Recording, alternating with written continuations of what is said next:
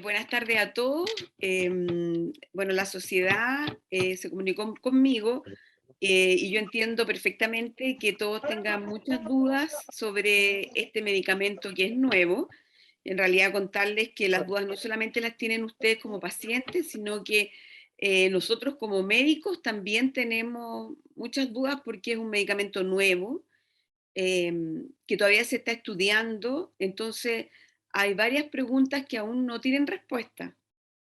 Pero tal como dijo Ismael, lo que pretendemos más bien es poder contarles generalidades y aprovechar de poder resolver todas las consultas, que a veces los papás van a mi hospital a preguntarme y, y tenemos ahí una charla con la idea de que puedan entender los alcances que tiene este medicamento, no solamente a nivel mundial, sino en nuestro país también, que es importante que sepamos en qué pacientes tenemos autorización en la parte pública, por lo menos, para utilizarlo. Entonces voy a poner una presentación cortita que tengo, en la cual primero voy a hablar de generalidades, después voy a hablar un poco y les voy a explicar la parte del GES, de los costos, y después voy a mostrar unos algoritmos que nos van a contestar las preguntas que más frecuentemente nosotros como médicos nos hacemos con este medicamento y que son dudas compartidas también con los pacientes.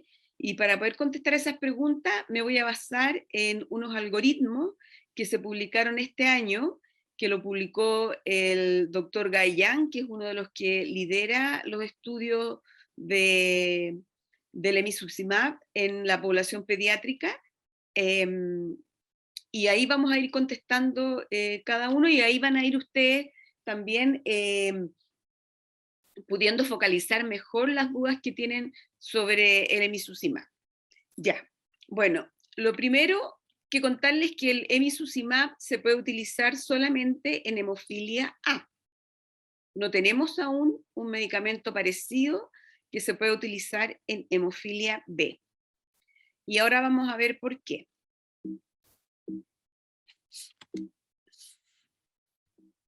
¿Por qué no avanzo? Ahí ya sí. Bueno, en los últimos años, como ustedes saben, el tratamiento de la hemofilia ha avanzado considerablemente y existen opciones de nuevas terapias que están optimizando el manejo de los pacientes con y sin inhibidores. Dentro de esto tenemos los productos recombinantes que tienen vida media más prolongada, que no han llegado todavía al país. Ni siquiera se han presentado estos productos en el ISP para que puedan tener la autorización de comercialización en el país. Y probablemente porque la razón por la cual la industria farmacéutica no está interesada en presentarlo a un país como el nuestro es porque el costo es mucho más elevado del producto que actualmente está adquiriendo la red pública de hemofilia. Tenemos también la llamada terapia no de reemplazo, donde ahí cabe el emicizumab, que es el único producto que actualmente se está comercializando, porque todos los otros productos que son de terapia no de reemplazo aún están en fase de estudios eh, y tenemos todavía bastante tiempo para esperar que pueda llegar a nuestro país.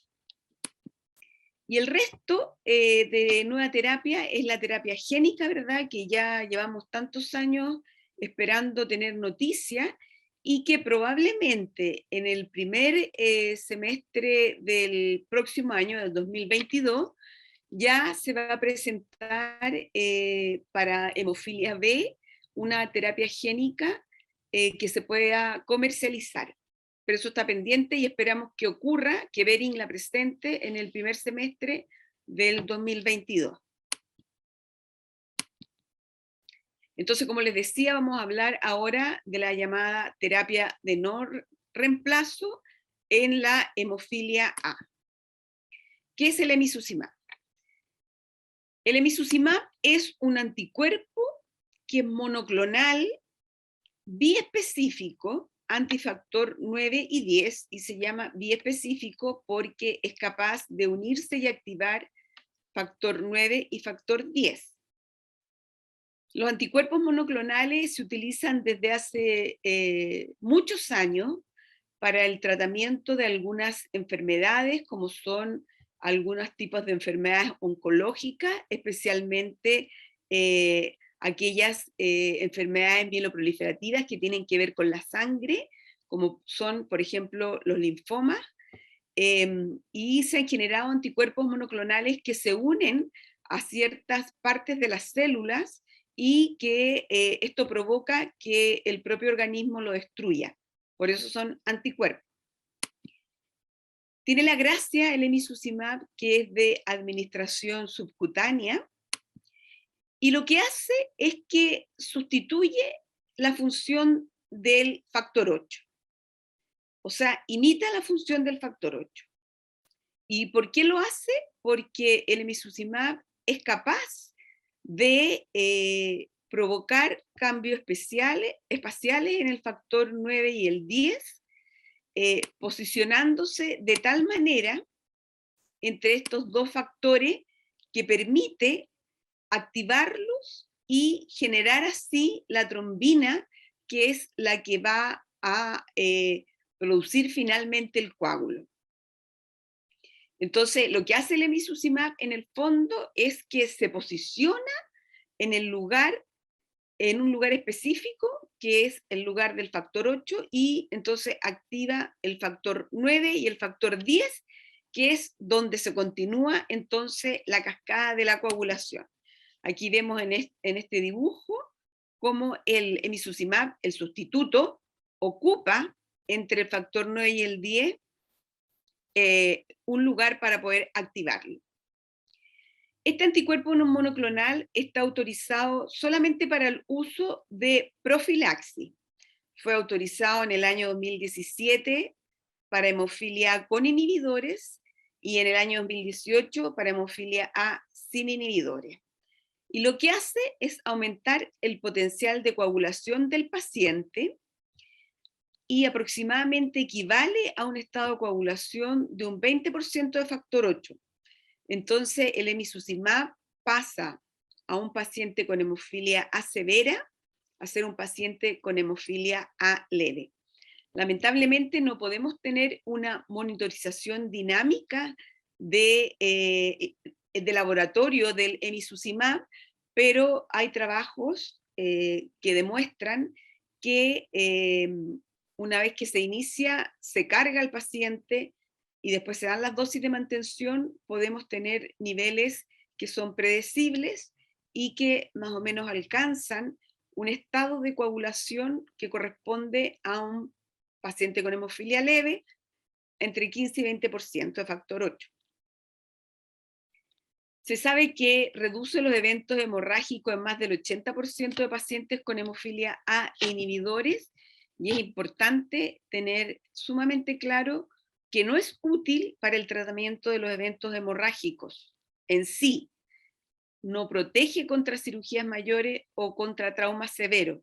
Entonces, aquellos pacientes que tienen cuadros hemorrágicos van a tener que tratarse con otro medicamento más si es que el emicizumab se hace insuficiente.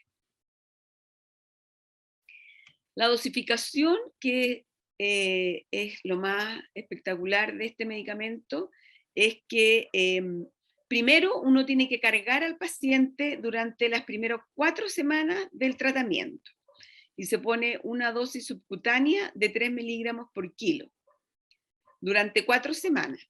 Y después se sigue con la mantención, que puede ser de 1,5 miligramos por kilo semanal o de 3 miligramos por kilo, puse miligramos, y es sí, miligramos por kilo cada 15 días, o 6 miligramos por kilo una vez al mes subcutánea, y aquí vemos como el gráfico muestra que nos demoramos 4 semanas, un mes, en alcanzar un nivel terapéutico que va a ser mantenido en el tiempo.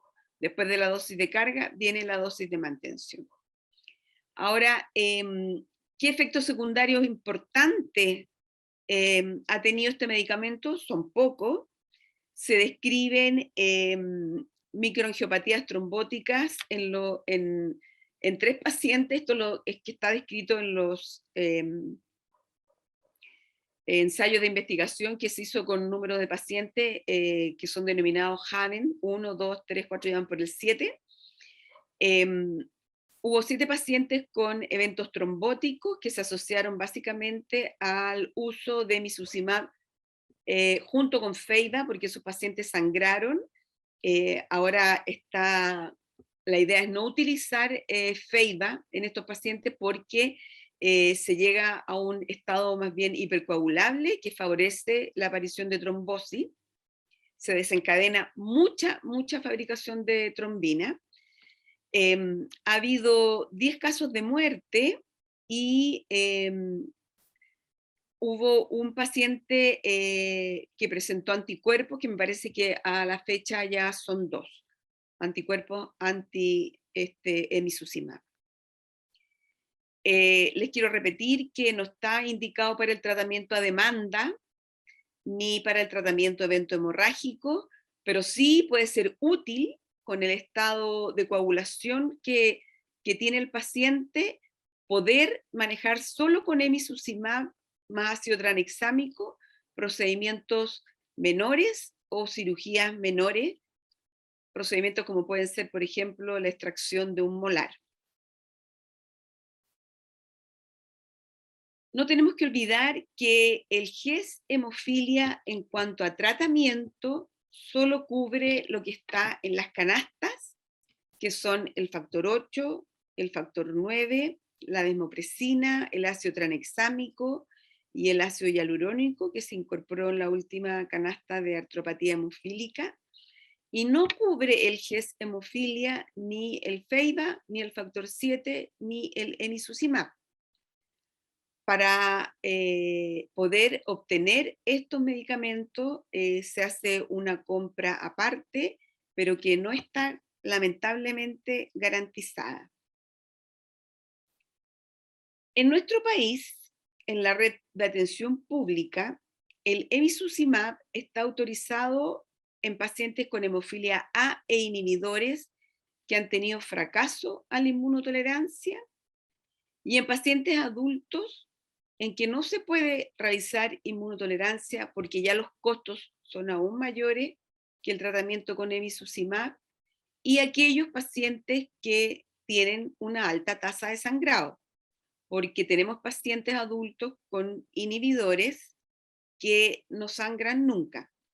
Entonces, en eso hay que hacer una evaluación bien estrecha para saber si va a recibir emicizumab o no. ¿Y cuáles son las razones por las cuales tenemos solamente autorizado en la parte pública este medicamento en estos casos que les explico? Es más bien por un tema costo. El dinero que tiene el programa GES Hemofilia y estas platas que son para las compras de estos, del FEIBA, el 7 y el emicizumab, son presupuestos más o menos fijos, que no ha sido difícil variarlos de año en año. Tenemos que sí saber que la compra de factor 8 y 9 ha ido aumentando en forma paulatina, pero el factor 8 y 9 que llega a nuestro país es de un precio más barato que en muchos otros países. Incluso creo que somos el país que está comprando el factor 8 y 9 más barato en el mundo. Esto nos ha permitido poder cubrir a toda la población de pacientes con hemofilia en cuanto a profilaxis, en cuanto a tratamiento de eventos hemorrágicos, en cuanto a cirugías programadas, en cuanto a inmunotolerancia. Tengo aquí, por ejemplo, les puse lo que salen costos. Esto está calculado con el dólar antes de esta subida grande, está calculado con $1 a 350.000 pesos. Por ejemplo, un niño de 10 años que inicia profilaxis, ustedes saben que nosotros en la red empezamos con una profilaxis escalonada, ¿verdad? Que parte una vez a la semana hasta que pueda alcanzar una dosis de 3 veces a la semana o una dosis que se administra cada 48 horas, ¿verdad? Entonces el costo mensual, país que tiene este paciente, va desde 75.000 pesos mensual a 225.000 pesos mensual, dependiendo si tiene una profilaxis de una vez a la semana o de días alternos cada 48 horas. Ay, sí, cada 48 horas está bien. Y va a tener un costo anual que va a ser de 864.000 pesos a 2.700.000. Un paciente del mismo peso que se inicia tratamiento con emicizumab va a tener un gasto mensual de 1.620.000 pesos, el primer año de 22.680.000 pesos, y después todos los años, mientras pese 10 kilos, va a ser de 19.440.000 pesos, lo que significa que para un paciente con hemofilia A sin inhibidores es 8 veces más caro el tratamiento con emicizumab que con factor 8. Ahora, si eso lo vemos en un adulto significa un costo mensual país de 12.960.000 pesos al mes y anual de 155.520.000 pesos. Esto se lo muestro un poco para que ustedes puedan pensar que si en nuestro país tenemos un presupuesto que es más o menos fijo, y actualmente podemos tratar todos los pacientes que requieren profilaxis, ya sea primaria, secundaria o terciaria, niños o adultos, es probable que con un presupuesto fijo, si tenemos un producto que es 8 veces más caro, por supuesto que no van a poder tener una equidad de tratamiento todos los pacientes. Ahora uno se pregunta por qué en Chile sucede esto y en otros países no. Y la razón principal es porque el factor 8, tanto plasmático como recombinante, en países como Estados Unidos y en algunos países de Europa, tienen el mismo costo mensual o anual que el emicizumab. Y la razón de eso es porque la industria farmacéutica ofrece valores que son abismantemente distintos en distintas partes del mundo. Y por ejemplo, nosotros en la red de atención pública podemos lograr precios así de bajos porque licitamos un volumen importante, pero por ejemplo el costo que tiene el factor 8 y el factor 9 para la parte privada en Chile es de el doble o el triple del que lo compra el Estado. Las preguntas que frecuentemente nos hacemos desde el punto de vista del médico, desde el punto de vista de los pacientes, sobre la indicación del emicizumab es: ¿a qué pacientes con inhibidores debo indicar emicizumab? ¿Pueden recibirlo pacientes que recibieron inmunotolerancia con éxito? ¿Puedo administrar inmunotolerancia junto con emicizumab? ¿A qué paciente? ¿Pueden recibirlo los recién nacidos y los lactantes?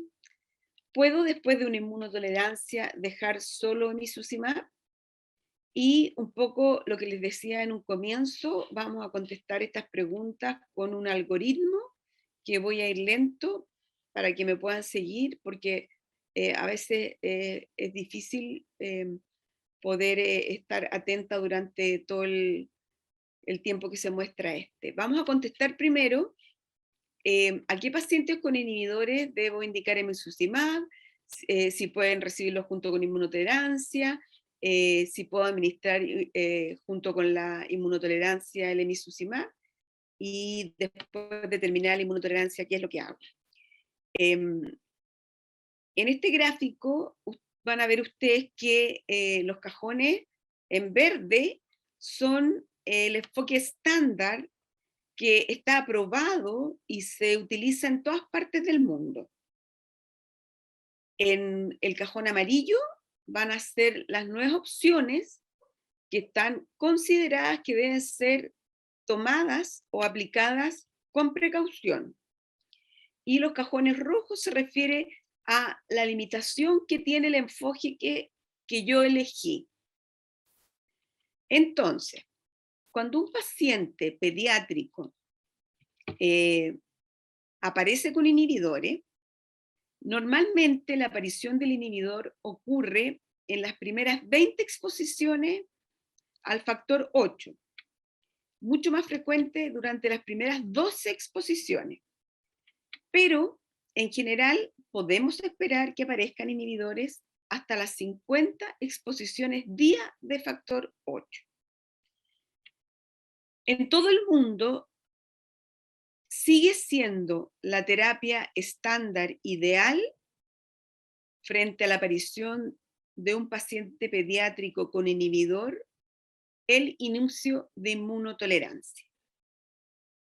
Y en eso no hay discusión, porque la mejor situación que puede vivir un paciente al cual le aparecen inhibidores es la situación de poder erradicarlo y volver a ser un paciente con hemofilia sin inhibidores.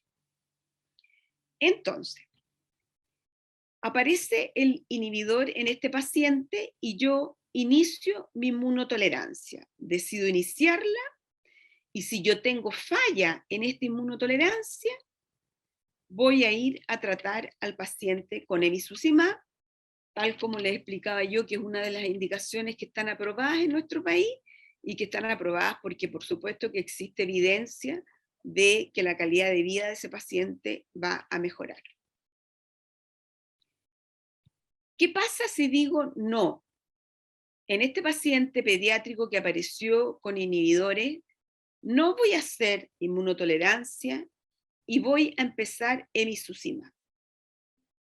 Y entonces aquí están las limitaciones de este enfoque. Primero, que probablemente ese paciente no va a tener más adelante opción a terapia génica porque el costo va a ser altísimo. Está la limitación del enfoque que tenemos que tener claro como padres cuando nosotros aceptamos esta alternativa y como médico cuando la indicamos, que este paciente va a tener un riesgo aumentado de morbilidad y de mortalidad. Y tenemos que también tener muy claro que este paciente va a tener imposibilidad de usar factor 8 y que va a estar sujeto a terapia bypass, sabiendo que muchas veces el paciente con inhibidor no responde a esta terapia bypass.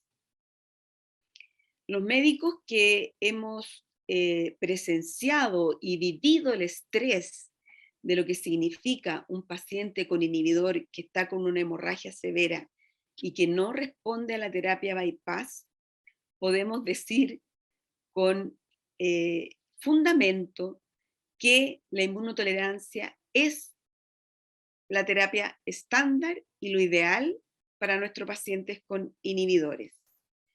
Aquellos pacientes que han tenido amigos o aquellos médicos que han tenido pacientes que han fallecido por no respuesta a la terapia con bypass, por ejemplo, frente a una hemorragia intracraniana, sabemos y entendemos que la mejor situación para ese paciente con inhibidor es la erradicación. Bueno, si el paciente hizo su inmunotolerancia y tuvo un éxito de la inmunotolerancia, podemos, después de terminada la inmunotolerancia, elegir comenzar con emicizumab. Sin embargo, ahí también está el riesgo de que recurra al inhibidor, porque una de las gracias de la profilaxis con factor 8, que también es el enfoque estándar después de terminar la inmunotolerancia, es que a pesar de que la necesidad de tener una terapia endovenosa a largo plazo existe, también tenemos la seguridad que esta profilaxis con factor 8 después de la inmunotolerancia nos va a permitir mantener tolerizado al paciente y eso va a impedir que reaparezcan los inhibidores. Entonces, este más o menos es el escenario de los pacientes cuándo y cuál es la mejor opción de utilizar el emicizumab. Y frente a la pregunta si podemos utilizar emicizumab junto con la inmunotolerancia, sí, se puede utilizar y está indicado en aquellos pacientes que son muy sangradores, o sea, que tienen un fenotipo hemorrágico y que durante el periodo que dura la inmunotolerancia, que no alcanzamos la unidad Bethesda, que es como medimos la presencia del inhibidor en el paciente mientras no tenga unidad Bethesda va a tener riesgo de sangrado. Si es un paciente que sangra frecuentemente, entonces ese paciente sí puede quedar con emicizumab en aquellos países en los cuales se puede dar ambos tratamientos sin problemas del costo que este tiene. ¿Pueden recibirlo los recién nacidos y los lactantes? Bueno, aún no lo sabemos. Existen varios estudios en este minuto que se están llevando a cabo, pero que aún no tienen resultados, que nos van a mostrar si efectivamente este medicamento en los recién nacidos provoca también y en los lactantes menores un estado de coagulación como ocurre en los pacientes mayores y en los adultos, o sea, vamos a poder a estos lactantes y a estos recién nacidos sacarlos de este estado de hemofilia A severa y pasarlo a hemofilia leve. Eso aún no tenemos la respuesta, así como tampoco tenemos la respuesta de los efectos adversos que pudiera ser a largo plazo este medicamento. Entonces el algoritmo que yo les voy a presentar ahora es un algoritmo que está enfocado en el temor de los padres de que el niño pueda tener una hemorragia intracraniana en los primeros 9 meses de vida, que es el periodo en que con mayor frecuencia se puede producir una hemorragia intracraniana espontánea, porque la hemorragia intracraniana que es traumática, no tiene indicación de profilaxis posterior, entonces no estaría indicado el emicizumab, pero en cambio aquellas hemorragias que son no traumáticas, sí debe quedar el paciente con profilaxis. Ahora, no está probado que este medicamento prevenga la hemorragia intracraniana a los pacientes recién nacidos y lactantes menores, pero es la única herramienta que se tiene. Entonces, en aquellos países en los cuales existe posibilidad de poder dar este tratamiento y los padres tienen mucho temor de la hemorragia intracraniana y están de acuerdo y en conocimiento que no se tiene evidencia que esta droga prevenga la hemorragia intracraniana y que no se tiene todavía evidencia del resultado a largo plazo que pueda tener, pero su temor es tan grande que desean iniciar profilaxis, entonces se puede iniciar el emicizumab. Ahora, ¿cuál es el inconveniente y la limitación de iniciar el emicizumab en el periodo de recién nacido o de lactante menor? Es que en estos pacientes probablemente vamos a tener un desarrollo de inhibidor que es retardado. Como yo les mencionaba, la aparición del inhibidor puede ser después de 12, 20 a 50 días de exposición al factor 8. Entonces un paciente puede estar en promedio 13 años sin haber estado expuesto las cantidades suficientes a factor 8 para haber hecho un inhibidor. Entonces, en este paciente si tiene algún accidente o alguna cirugía importante a los 13 años y hace inhibidores, el manejo de este paciente y la erradicación del inhibidor va a ser más difícil. Entonces, frente a la decisión de tratar con emicizumab desde un comienzo a un niño, desde el periodo lactante, está este problema de enmascarar, cubrir o hacer que el inhibidor se evidencie tardíamente. Pero decidimos que sí, que vamos a iniciar emicizumab. Y ya el niño es mayor de 9 meses. Entonces ahí tenemos la opción de empezar, además del emicizumab, a agregar factor 8 para iniciar una tolerancia o bien desenmascarar precozmente un inhibidor, que eso nos va a ayudar a dar un tratamiento de inmunotolerancia más fácil al ser el niño más pequeño. ¿Cuáles son las limitaciones de este enfoque? Es que vamos a agregar el concentrado de factor 8, ¿verdad? 2 veces, hasta 3 veces o cada 48 horas, hasta tener 50 exposiciones día, y con eso ya una vez que alcancemos las 50 exposiciones, vamos a quedarnos más tranquilos respecto a la aparición del inhibidor, sabiendo que puede haber y aparición de inhibidores de todas maneras después de las 50 exposiciones, pero con mucho menos frecuencia. Ahora, tomar esta decisión tiene ciertas limitaciones. Una es que con una administración de factor 8 2 veces a la semana, no vamos a lograr una tolerización suficiente en el paciente. Y la otra limitación de este enfoque es que va a requerir un acceso venoso, además de la dosis subcutánea. Pero no vamos a hacer una profilaxis antes de los 9 meses de edad. No, decidimos que no, sino que la vamos a hacer como generalmente la hacemos actualmente, cuando el niño inicia la marcha, ¿verdad? Cuando cumple el año. Y vamos a hacer un inicio de profilaxis con factor 8, que sabemos que requiere acceso venoso, que después de las 5 exposiciones día podemos continuar con factor 8 o podemos iniciar emicizumab. O bien decimos, no, vamos a comenzar con emicizumab al año, pero voy a agregar factor 8 para desenmascarar si es que tiene un inhibidor que potencialmente podría tener un inhibidor, o le voy a poner factor 8 porque quiero iniciar una tolerancia de bajas dosis, y va a tener las mismas limitaciones del alcance que les comenté recién. ¿Qué hago con un paciente que ya terminó la inmunotolerancia, tuvo una inmunotolerancia exitosa? ¿Lo dejo con emicizumab o lo mantengo con profilaxis de manera de seguir tolerizando a ese paciente?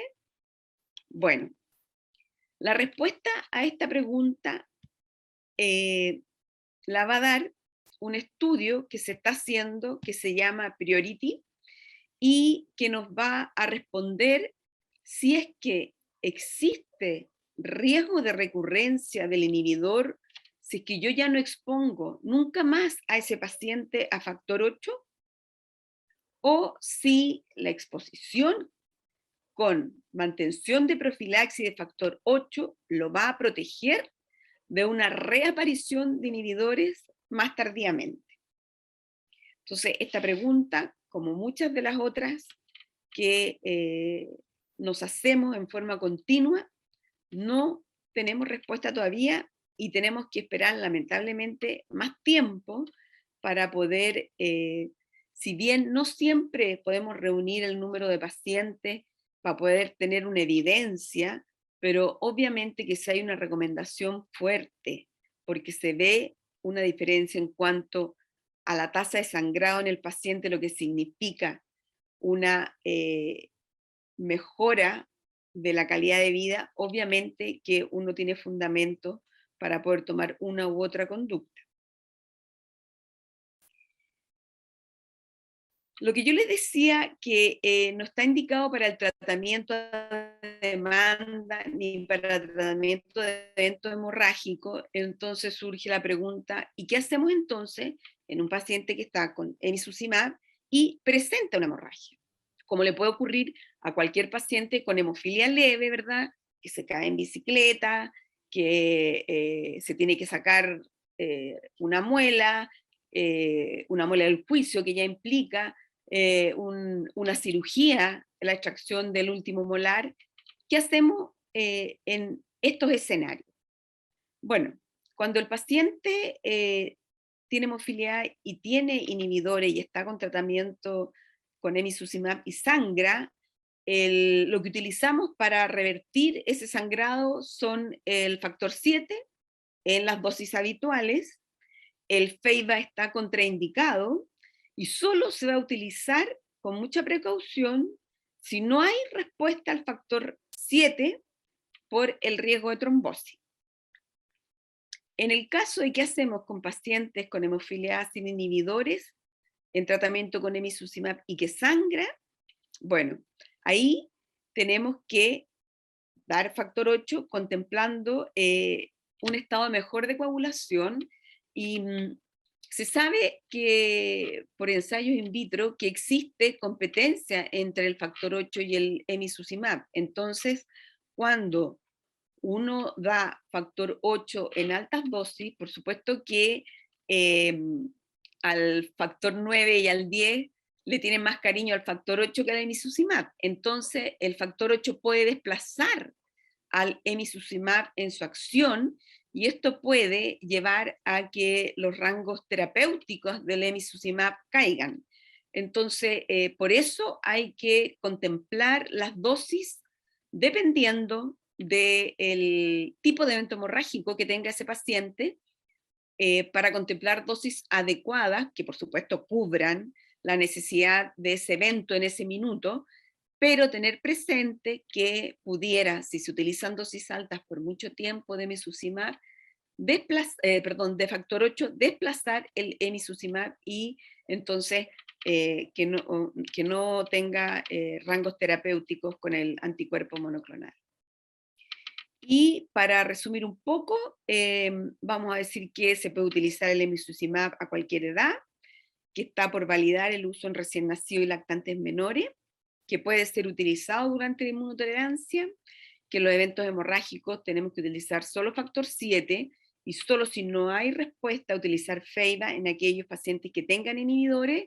Y por último, enfatizar que es un medicamento que tiene muy alto costo en nuestro país y que por eso actualmente en la red pública solamente está autorizado para pacientes que han fracasado el tratamiento con inmunotolerancia y en aquellos pacientes adultos que tienen inhibidores con un fenotipo hemorrágico. Eso era lo que quería contarles. Espero haberles aclarado un poco la película y entonces podemos pasar a la ronda de preguntas.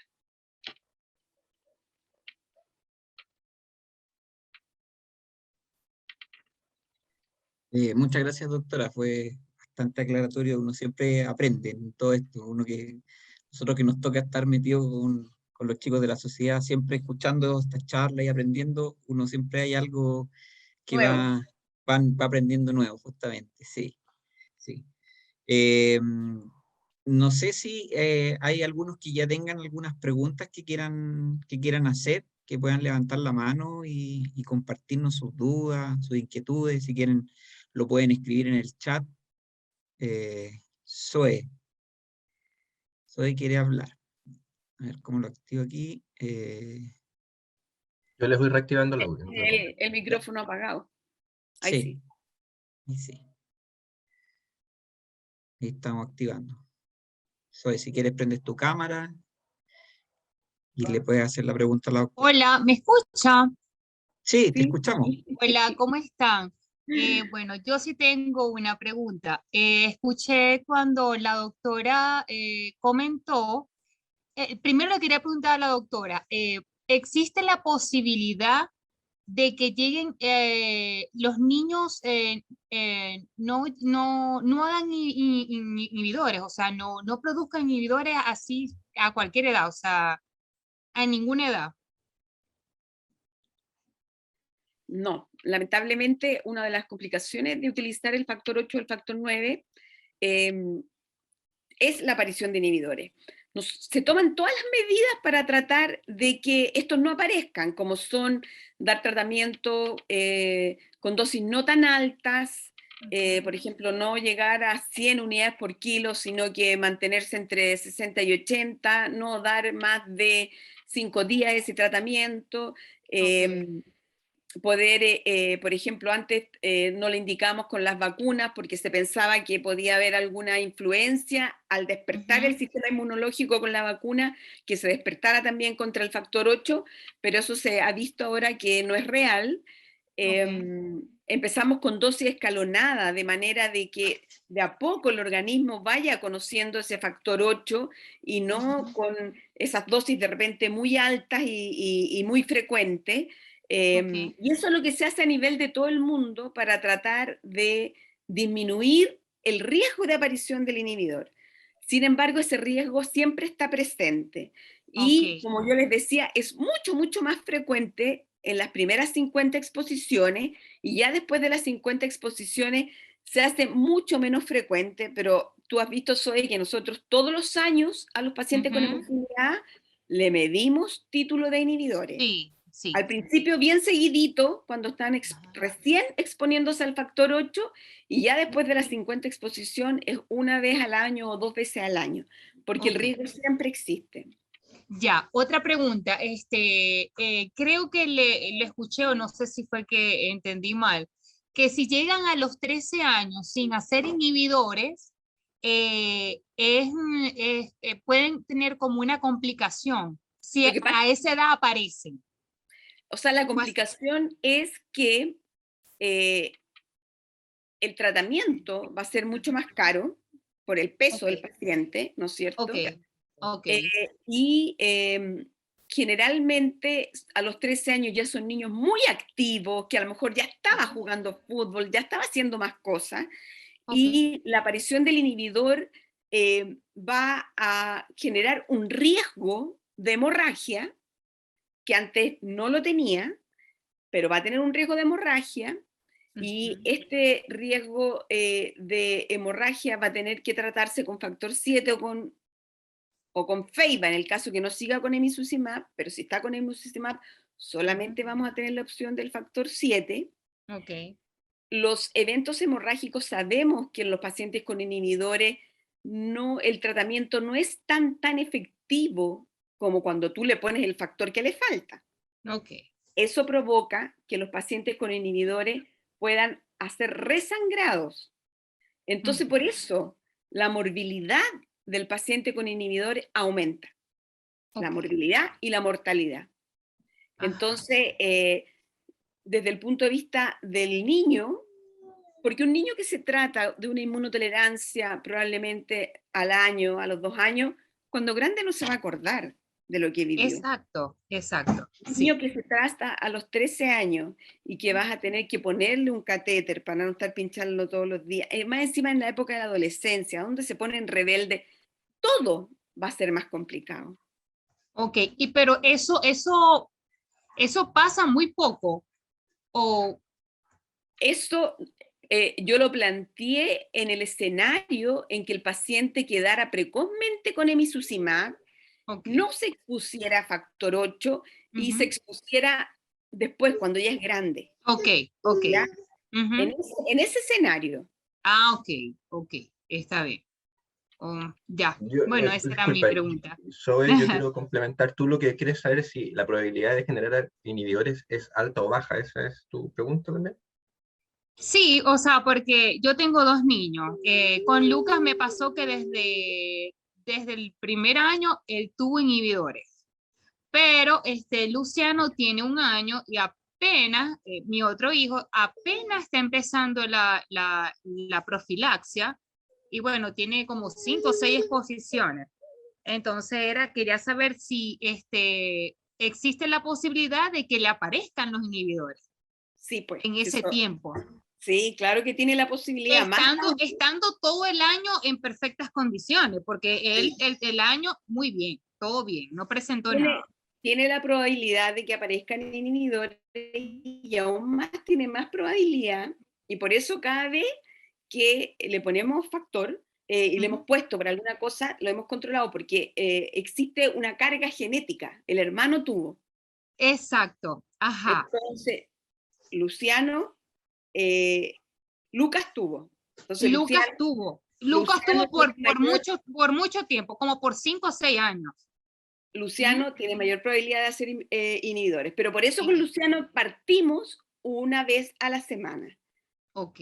Solamente así, porque con dosis no altas, sino que con dosis intermedias bajas, que se sabe que con eso disminuye el riesgo de aparición. Así que puede ser que a Luciano no tenga inhibidores.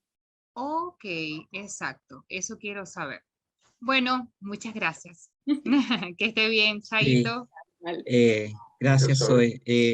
Gracias. Sí, complementar un poco, a lo mejor ahí, que de repente siempre está la duda, doctora, de que cuando se habla de estas 150 exposiciones, que en realidad es la etapa como más peligrosa en aparición de inhibidores, pero no quita que a los 40 años te puedan aparecer inhibidores. Lo que pasa es que la probabilidad baja al pasar los años.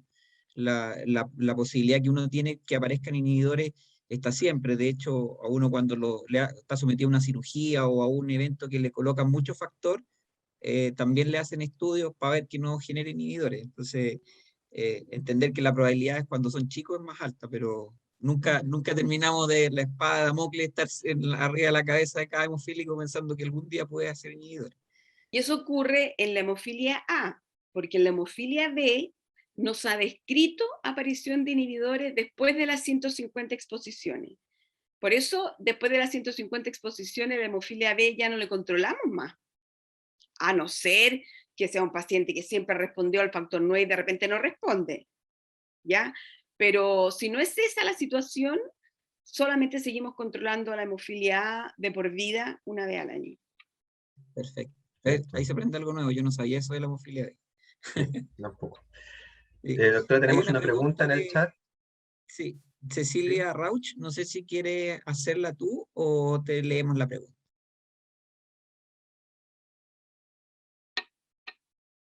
No sé si va a escribir, no sé si le puede habilitar, Javier. Levantó la mano.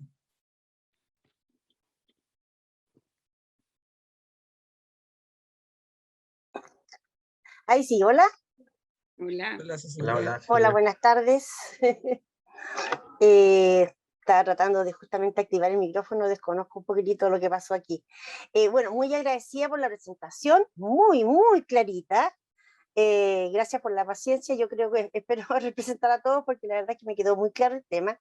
Y la verdad que era curiosidad, algo ya me informó usted sobre el tratamiento para la inmunotolerancia. Habló de un catéter, de cómo se hace, pero la verdad que me pregunto ya por ahí, ¿cómo se realiza ese tratamiento para la inmunotolerancia?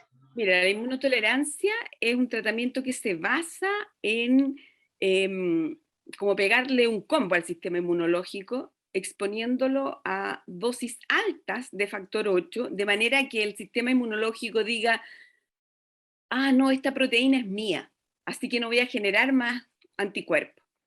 Porque lo que pasa en la hemofilia, en los pacientes en que aparecen inhibidores, es que generalmente son aquellos pacientes que tienen las llamadas mutaciones nulas, o sea, que no producen nada de trazas de inhibidor.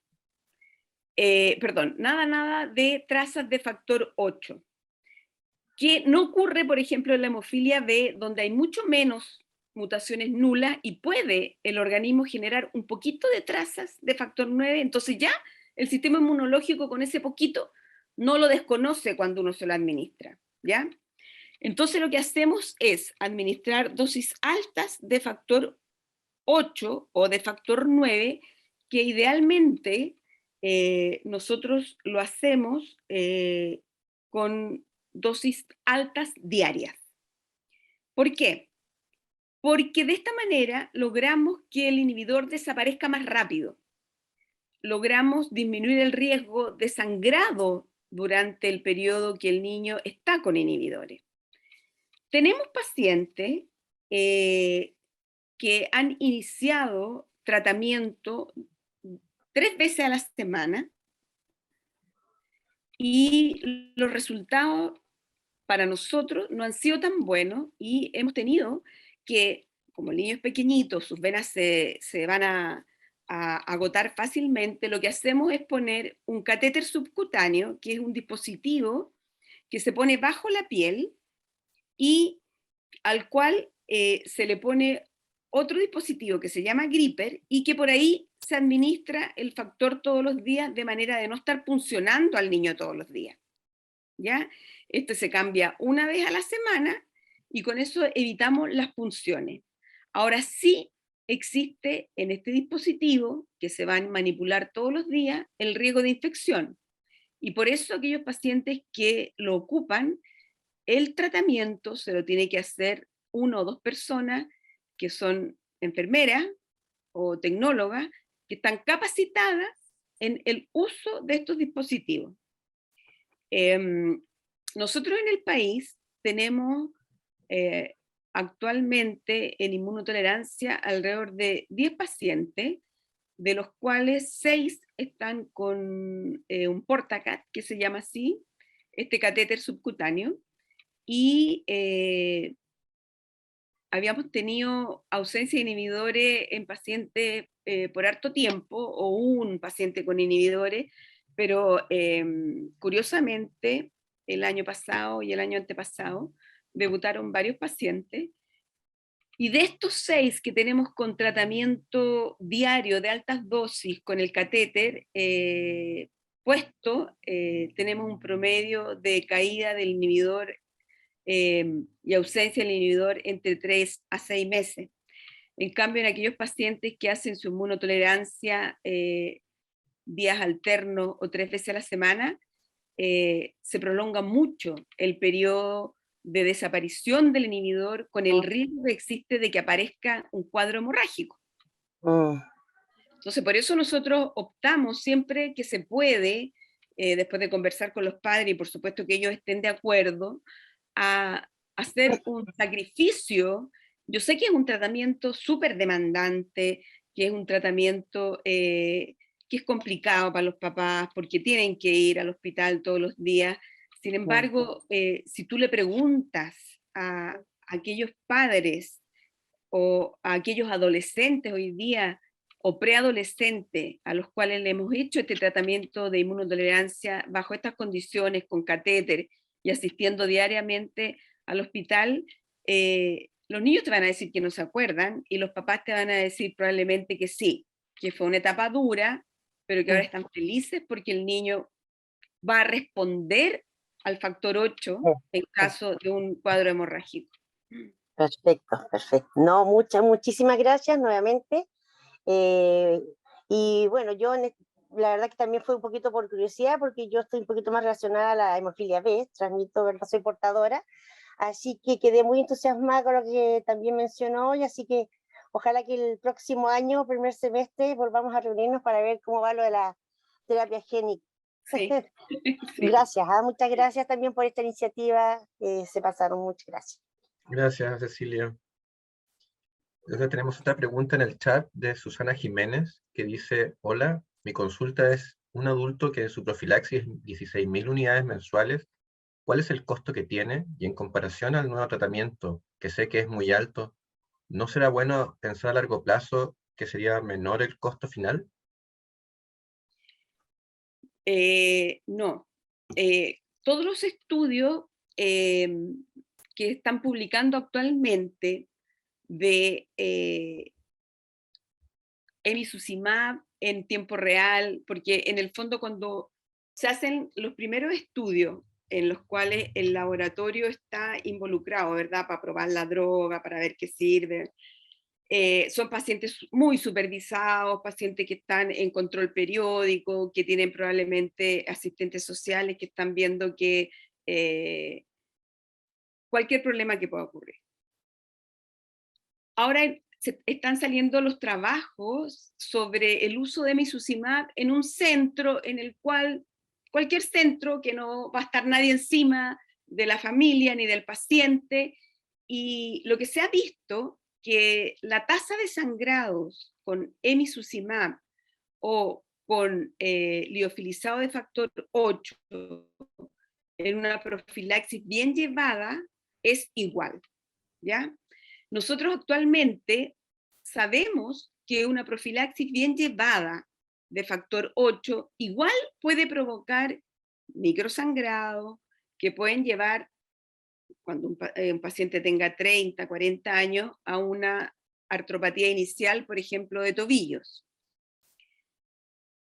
No vamos a saber si con emicizumab va a ocurrir lo mismo. Puede ser que ocurra lo mismo porque, como les decía, llega a un estado de un 20% más o menos de factor 8 en cuanto a la intensidad de la coagulación que permite este fármaco, y van a ser niños que probablemente en este país van a jugar fútbol, van a hacer un montón de actividades y que también van a estar expuestos a microsangrado. Entonces, pero esto falta muchos años para poder saberlo, para poder hacer resonancia o controles ecográficos de rutina en estos pacientes para saber cuándo hay algún signo en la imagen que nos sugiere que ha habido un sangrado en forma crónica. Así que a largo plazo, en nuestro país, en que el factor 8 llega muy barato, va a seguir siendo más barato el tratamiento con factor 8, alrededor de 10 a 8 veces más barato. Inicialmente era, ¿te acuerdas que lo habíamos calculado? Y era 16 veces más caro el tratamiento con emicizumab. Pero se hicieron una serie de gestiones para lograr que Roche lo pudiera ofrecer más barato para poder adquirirlo, y actualmente está alrededor de 8 a 10 veces más caro a largo plazo igual. Yo tengo una Sí, pregunta habíamos hecho el mía, cálculo cuando recién llegó, eran 17,8 veces más caro. Sí. Sí, yo tenía un poco en relación a eso una duda. Sí, es cierto que, que en Chile el factor 8 es mucho más barato, pero también también igualmente, como existe esa diferencia a favor nuestra, existe también una diferencia en contra con estos nuevos fármacos que pueden ser más caros acá en Chile que respecto a lo que hay en Estados Unidos. Mira, yo creo que finalmente siempre logramos que lleguen un poquito más barato a nuestro país. Sin embargo, claro que es una desventaja en el momento en que tú dices, no hay evidencia, porque para poder tener las guías clínicas, o sea, para que una patología sea GES, tiene que tener una guía clínica. Y esta guía clínica se tiene que basar en la evidencia. Lamentablemente en hemofilia, como son pocos pacientes en el mundo, lleva muchos años poder demostrar que efectivamente existe una diferencia evidente entre la opción A y la opción B, o la opción C y la opción D. Entonces, en muchas cosas existe lo que se llama recomendaciones del experto. Sin embargo, estas recomendaciones del experto, si bien son válidas, no tienen la fuerza que tiene una evidencia. Y eso es importante en los países que tenemos pocos recursos, en los cuales tenemos que optimizar un tratamiento para toda la población y que no haya diferencias importantes entre tratar una persona que vive en Arica y una persona que vive en Santiago. Es favorable que el factor 8 y el 9 lleguen más barato porque podemos, con el presupuesto que tenemos, dar tratamiento a toda nuestra población de pacientes con hemofilia en las necesidades que tengan, ya sean cirugías, ya sea inmunotolerancia, ya sea profilaxia en adulto, terciaria, a todos.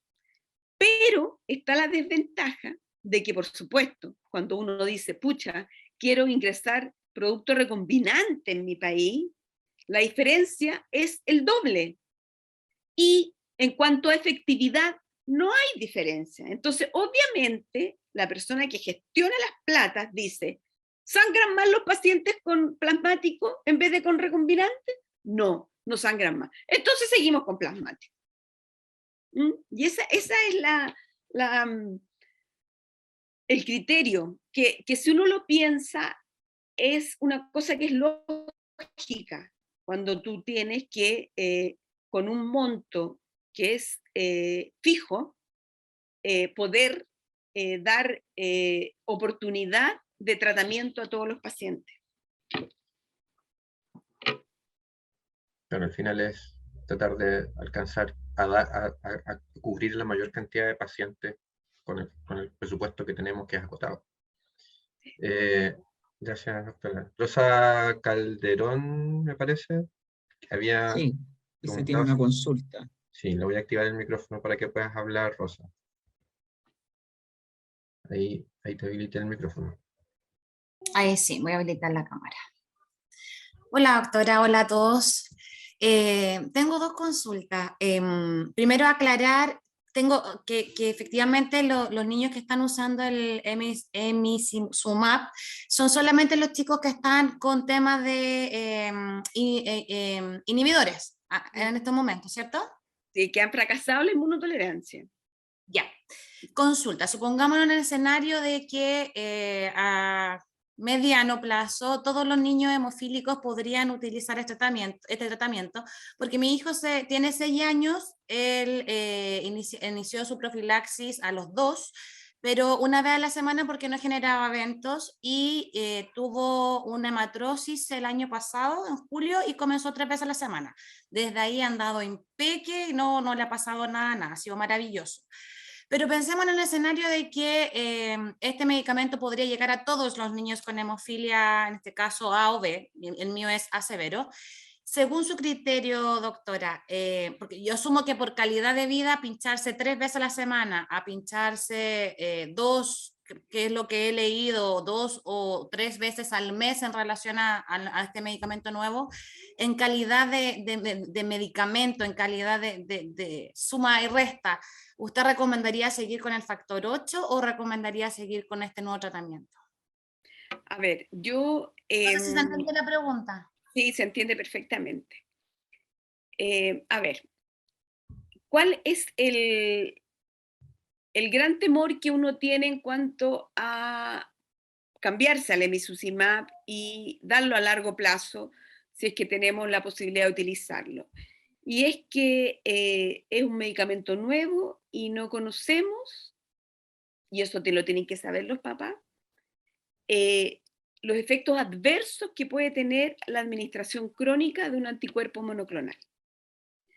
En cambio, sí sabemos los problemas que puede traer el factor 8 porque ya tenemos mucha historia, muchos años y 1.000.000 de trabajos. Hasta este minuto, el uso de emicizumab no genera problema. Entonces yo creo que cada paciente es distinto.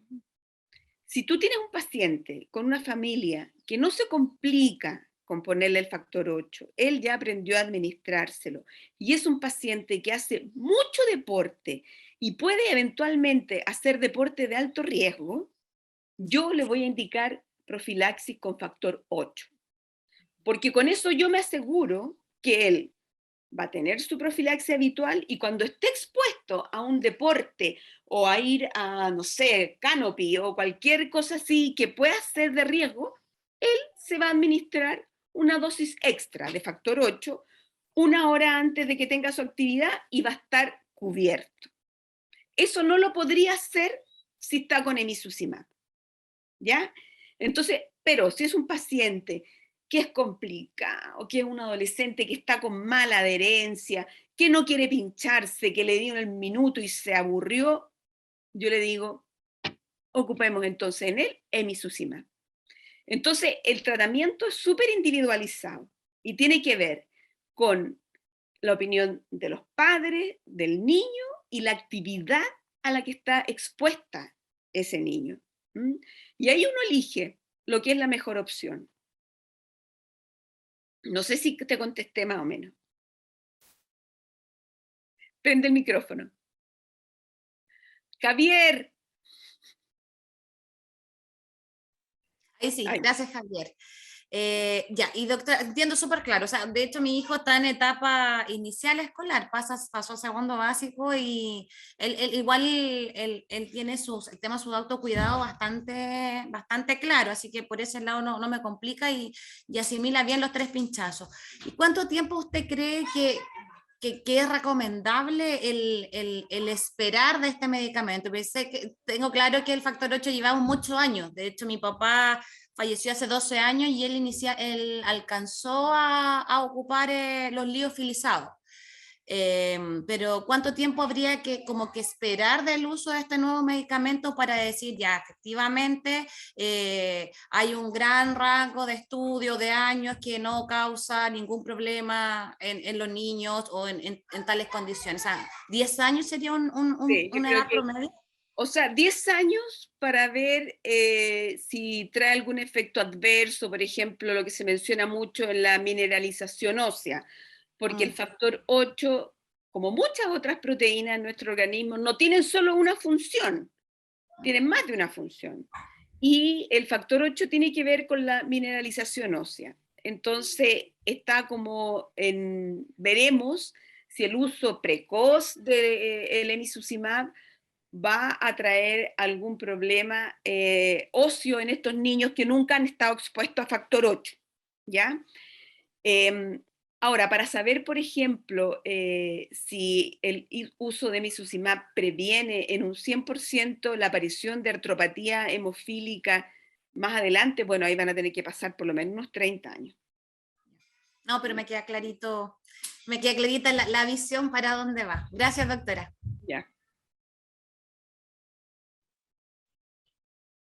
Ok, gracias, Rosa. Tenemos otra pregunta de un paciente, dice buenas tardes, no tiene nombre, tiene nombre de celular, Galaxy.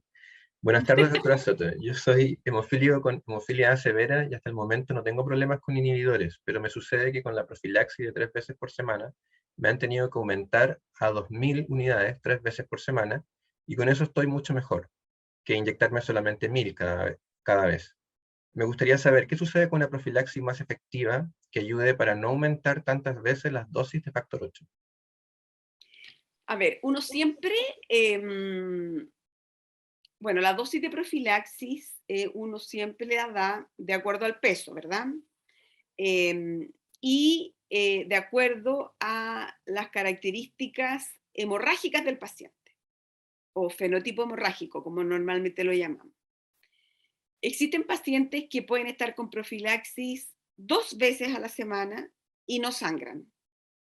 Y hay otros que tenemos que tenerlos días alternos, lo que implica que una semana se va a tener que poner un sábado, a la otra semana se va a tener que poner un domingo, porque tienen un fenotipo más hemorrágico. Ahora, en aquellos pacientes que siempre han andado bien y que de repente la profilaxis no es efectiva, lo que uno tiene que hacer primero es, por supuesto, descartar que no hayan aparecido inhibidores. En segundo lugar, ver si ha variado la actividad física de ese paciente. Y lo que es recomendable es hacer un estudio de vida media, o sea, administrar factor y ver cómo va bajando el factor en las horas siguientes, que generalmente lo medimos porque es para estudio de profilaxis, lo medimos a las 24, a las 48 y a las 72, y estos resultados se ingresan a un programa que es de uso internacional y uno así valida cuál es el mejor esquema. Ahora, lo que sí se sabe es que un paciente va a andar mejor no subiendo la dosis, sino que aumentando la frecuencia, ¿ya? Por ejemplo, en un paciente que con 2000, como tú, que está con 2000 UI 3 veces a la semana y no sangra nada, a lo mejor ese paciente pudiera recibir con un esquema de 500 días alternos, llegar a un mejor nivel valle. Nivel valle se llama el nivel mínimo que tú alcanzas con esta profilaxis. Por ejemplo, a lo mejor con 2000 UI 3 veces a la semana, tu nivel valle es de 1,5%. Y a lo mejor con 500 UI días alternos, tu nivel valle va a ser de 5%. Y vas a tener menos riesgo de sangrar. y vas a mantener un nivel más estable en el tiempo. Entonces, en aquellos pacientes en los cuales no anda bien la profilaxis, lo ideal es poder hacer un estudio de farmacocinética que se llama, como por ejemplo, el ideal hacérselo a todos los obesos, porque la farmacocinética en el paciente obeso es muy variable, puede ser que un obeso requiera dosis más baja o que requiera dosis más alta, entonces, por ejemplo, es importante en estos pacientes poder hacer una farmacocinética. Muchas gracias, doctora. ¿Hay otras preguntas? ¿Hay alguien más que quiera preguntar algo? Recuerden levantar la mano usando el botón de reacciones. Al hacer clic en reacciones aparece una opción levantar la mano. Doctora, una consulta o algo a lo mejor que sería interesante que nos contara. ¿Hay algo que determine o que pueda dar indicios de qué paciente es más propenso a generar inhibidores versus otro? El único factor de riesgo bien establecido y reconocido como un riesgo real para tener inhibidores es el tipo de mutación. Y como les mencionaba, aquellas mutaciones en las cuales el individuo no fabrica nada de factor 8 está con más riesgo de hacer inhibidores. Y esas mutaciones generalmente son las llamadas mutaciones nulas, sobre todo las de lesiones, que son la ausencia de un fragmento del gen o del gen completo, y las otras son las inversiones, que están como bien determinadas, que son las mutaciones de mayor riesgo. Todo el resto de las cosas, existe un ambiente como de riesgo, pero la cosa genética es como la más determinante. Ya, doctora, gracias. Quería leerle aquí un saludo de Pamela Yebul. Santiago, mi bebé de 1 año 7 meses, está con terapia de inmunotolerancia y ha respondido muy bien. Solo darle las gracias a la doctora por su dedicación y orientación que nos entrega a diario. Gracias. Después aquí hay otra, directo desde la Comuna Independiente de Antofagasta. Dice, un abrazo grande y todo nuestro agradecimiento a la doctora Verónica. Ignacio tiene 16 años, estuvo 8 años con inhibidores y hoy está sin secuelas. La Anita, Anita, un abrazo para ti. Anita Órdenes, justamente. Después tenemos... Hay una última pregunta, Ismael. sí, Daniela Gerter dice, hola, buenas tardes. ¿Hay alguna hipótesis de por qué en los últimos 2 años aumentaron a 10 los pacientes con inhibidores? ¿Cambiaron de marca, de factor? Sí, cambiamos de marca de factor, pero curiosamente era un factor que habíamos utilizado hace 2 años atrás y no habíamos tenido este problema. Sin embargo, con este producto que empezamos a utilizar en el 2020 otra vez, fue sí, muy marcada la aparición de inhibidores. Hay hecho un informe para que se tome en consideración para las próximas licitaciones y todo. ¿El laboratorio dice algo respecto de eso, doctora? ¿Algún comentario? No, porque no ha dicho nada, porque en realidad la información yo se la entrego al ministerio, no se la entrego al laboratorio, pero una vez que, o sea, se van a enterar y ahí van a tener que mirar hacia atrás a ver si hubo si pasó lo mismo en algún otro país, si tiene que ver con la serie, no sé. Pero efectivamente sí, hubo más.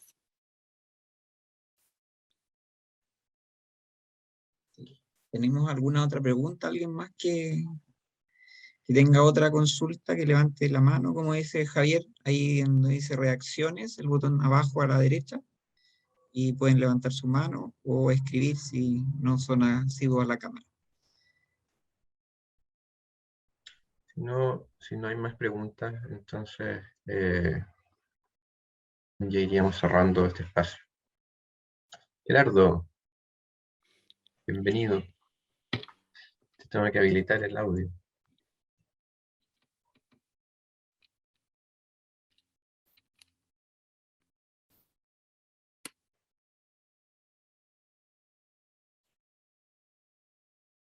Sí, solo un tema hola doctora, saludarla. Hola, ¿qué tal? Un poco las preguntas como de algunos, no sé si saben, pero yo trabajo en el componente de salud mental que tenemos en la SOCHEM, acompañando a familias y pacientes, y por ahí quizás como una pregunta un poco más técnica respecto como a la evaluación constante. Está esta lógica de los tratamientos y de los controles que tienen los pacientes, pero como podemos ver, existen como variantes que son como súper cambiantes respecto a la condición o la coagulopatía.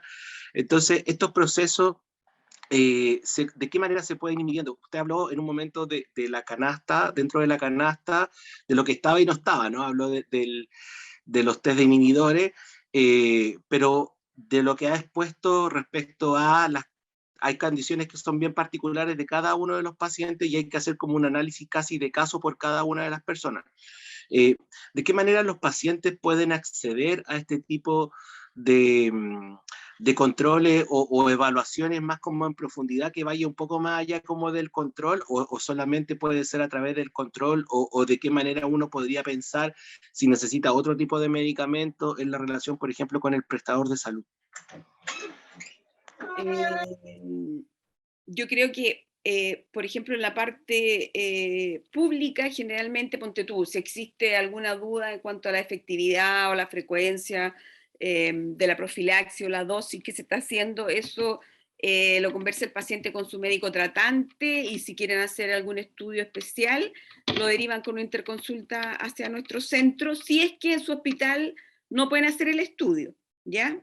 Pero existen hospitales en los cuales el estudio lo pueden hacer porque hacen determinaciones de factor 8 y es importante, eso sí, que la determinación tiene que ser como bastante exacta para poder tener una claridad que sea real del valor de factor 8. Ahora, en la parte privada, yo me imagino que ahí tiene que conversarse con el médico tratante y el médico tratante indicará dónde se haga este estudio, donde le parezca que son más confiables los resultados, los datos.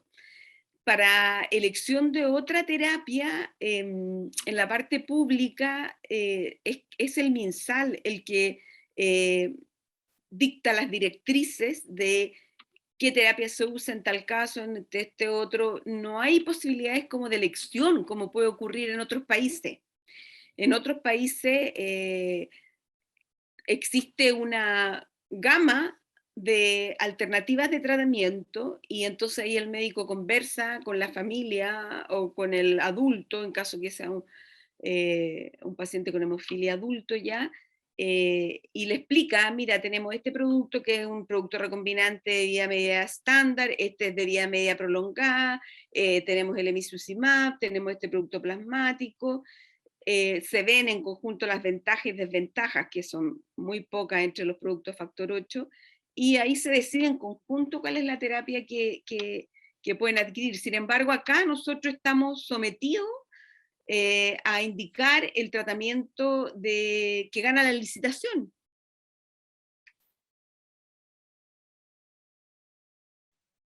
Por ese lado es como fome igual para nosotros desde el Sí, punto de vista médico. para el Sería área mucho más pública es así. enriquecedor poder elegir, poder ser más dinámico en cuanto a la elección de la terapia del paciente.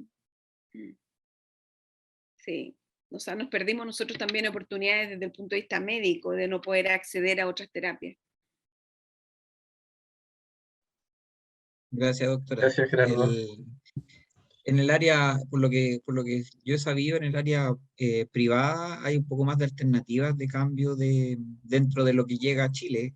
Hay un poco más de alternativas de cambio de terapia con la indicación médica, pueden optar a las marcas que están disponibles, un poco más fácil de lo que nos toca a los que estamos en el área pública, que estamos sometidos, Claro. como dice la doctora, a la licitación, y si este año ganó el A, todo va a ponerse el A. Si el próximo año ganó el B, todo va a ponerse el B. Y no tenemos muchas alternativas de cambio. No, y eso tiene que ver un poco con las platas, porque probablemente el recombinante que se está ocupando actualmente en la parte privada en algunos pacientes tiene el mismo precio que el plasmático, porque el plasmático lo compran en la parte privada al doble o triple de lo que lo compramos en la parte pública. Así es. Hay una pregunta de Daniela Gerter, doctora, que dice, tengo otra pregunta, mi hijo está con emicizumab y una broncopulmonar, me pidió que le hiciera un TTPK. ¿Tiene sentido hacerlo o saldría alterado? No, no tiene sentido hacerlo porque una de las características del emicizumab es que justamente el TTPA lo normaliza. Entonces, no es como ocurre con el factor 8 que uno pudiera monitorizar un poco. El caso, por ejemplo, nosotros nos pasa cuando algún paciente va a hacerse una cirugía de urgencia en Coyhaique y no hacen factor 8, uno le enseña al médico un poco a monitorizar el dosaje de factor 8 con el TTPA. Esto no lo podemos hacer con el emicizumab. Con el emicizumab el TTPA siempre va a salir normal o acortado, no nos sirve. Además, no entiendo por qué la broncopulmonar te pide un TTPA si sabe que va a estar alterado en un paciente con hemofilia. No tiene mucho sentido. Dice un TTPK, ¿es lo mismo? Es lo mismo. Ah, ya. ¿Hay otra pregunta, doctora? Tenemos otra pregunta de Rosa Calderón. Dice, si la mamá es portadora pero no presenta hemofilia, ¿cada cuánto tiempo debe hacerse estudios o no es necesario después de que ya se hizo el primero? No es necesario. Con uno es suficiente. Si están los valores normales, no le van a bajar. Así que no es necesario que se haga más. Ok, muchas gracias. Y no hay Muchas más gracias, preguntas. Sí, estaríamos finalizando esta jornada que fue muy educativa para todos nosotros. Agradecerle a todos los que participaron por el harto interés que hubo en esta oportunidad para aprender de este medicamento y de algunas características de por qué se hacen las cosas, entender cómo los médicos lo trabajan de manera súper responsable y con apoyo científico para tomar las decisiones de cada indicación. Agradecerle claramente a la doctora por el tiempo que nos dedica y que nos comparte para poder aprender. Muchas gracias, Doc. Siempre agradecidos que está disponible a apoyarnos. La tengo que pillar justo ahí para que me conteste y la caso para que nos venga a cooperar. Pero Sí. siempre la doctora con muy buena disposición. Nada, agradecerle en nombre de la Sociedad Chilena de la Hemofilia a todos y gracias. Gracias porque entre todos formamos comunidad y la medida que nos informamos y aprendemos nos sirve también para poder exigir de manera informada, porque de repente pedimos y no sabemos los trasfondos de las cosas y cuando pedimos tenemos que pedir desde la vereda de la información y saber qué cosa es lo mejor que necesitamos o por qué unas cosas sí y otras cosas no. Así que nada, por mi parte, bueno, nuevamente las gracias. Javier, si tú te quieres despedir a nombre de la sociedad. No, dar las gracias a todos, dar gracias a la doctora especialmente por su tiempo, por haber participado en nuestra actividad que hacemos con tanto esfuerzo. Y muchas gracias a todos los que asistieron, a todas las personas que se tomaron el tiempo de venir hoy día, se los agradezco mucho. Espero verlos en la próxima sesión, el próximo jueves, no se olviden, es la última sesión de esta jornada. Y nada, muchas gracias.